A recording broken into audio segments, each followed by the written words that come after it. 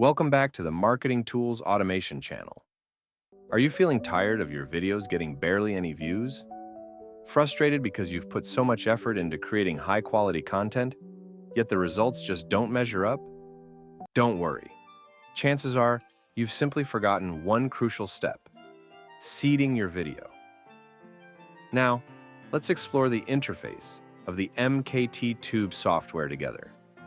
In addition to the seeding video feature, the software offers many other functions, such as account management, creating or changing account information, posting scraping information from the YouTube platform. Let's get to the main feature of today's video. To start seeding video on YouTube, you just need to go to the Seeding Function section and select Seeding Video. Here, after setting up the basic information of the software, you just need to paste the comment content that you have prepared. Additionally, please add the link to the video you want to comment on. For example, I have my video prepared here.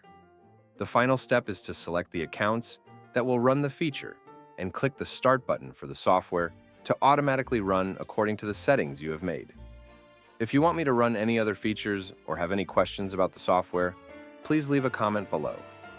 If you need further consultation about the software, feel free to contact me, Marketing Tools Automation channel, through the information I have pinned in the comments to get the quickest support.